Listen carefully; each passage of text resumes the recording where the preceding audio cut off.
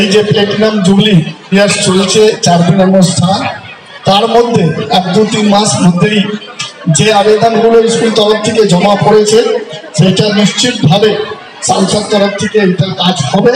এবং ক্লাসরুম হল মতন আমাকে দেখিয়েছিলেন আমাদের পাড়া, আমাদের এনজিওকে দায়িত্ব দিয়েছি এবং তিনি ডিসেম্বর মাসে, খুব খুশি হবেন আপনারা, ডিসেম্বর মাসে তারা আপনাদের সঙ্গে যোগাযোগ করবে এবং কাজটা শুরু করবে। আগে আমাদের মহারাজ বসে আছেন, তিনি তার আশীর্বাদ বলছেন, তার কথাগুলো আপনাদের সামনে বলবেন। স্কুলটা আমাদের অনেক দিনের স্কুল এবং আমাদের জন্য অনেক গৌরবশালী স্কুল। কতগুলি অনুপ্রেরণা বিশ্বখ্যাত তিনি এপিজে আব্দুল কালাম।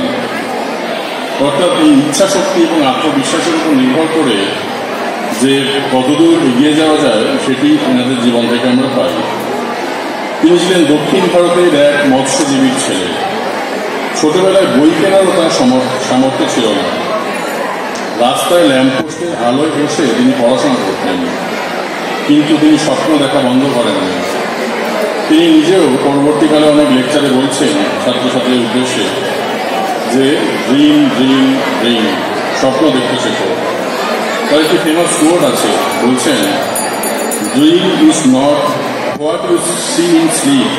স্বপ্ন সেটা নয় যেটা কিনা তুমি ঘুমের মধ্যে দেখো। It is the thing which does not let you sleep. স্বপ্ন সেটাই, আসল স্বপ্ন সেটাই, সেটা যেটা তোমাকে ঘুমোতে দেয় না। এবং আমরা জানি অবশেষে তিনি মিসাইল ম্যান নামে খ্যাত হন এবং ভারতের রাষ্ট্রপতি হন। এগারো দিন না খেয়ে থেকেছেন, কিন্তু তার বিশ্বাস, আত্মবিশ্বাস ছিল অটল যে আমি ভারতের প্রতিনিধি হয়ে যাচ্ছি, সনাতন ধর্মের প্রতিনিধি হয়ে যাচ্ছি, আমার ভিতরে ঐশ্বরিক শক্তি বিদ্যমান। যেদিন তিনি, আমরা সেই বিখ্যাত লেকচার জানি যেখানে তিনি বলছেন sisters and brothers of America, সেই মুহূর্তে গোটা সভা দাঁড়িয়ে তাকে অভিবাদন জানানো। এইখান থেকে আমরা শিখতে পারছি যে আত্মবিশ্বাস থাকলে সমগ্র বিশ্ব তোমাকে সম্মান করবে। শৈশবে তিনি অন্ধ এবং বধির হয়ে জন্মেছিলেন, কিন্তু তিনি হাল ছাড়েননি।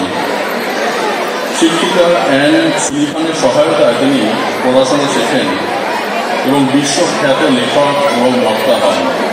বড় বড় দেশের কর্মীরা বেরিয়ে আসবে যারা দেশের মুখ উজ্জ্বল করবে। অভিভাবক, অভিভাবিকাদের এবং শিক্ষক শিক্ষিকারা আপনারা ছাত্রছাত্রীদের পাশে থাকুন, তাদের উৎসাহ দিয়ে, ভালোবাসা দিয়ে। আমি আমার বক্তব্য শেষ করছি। জয়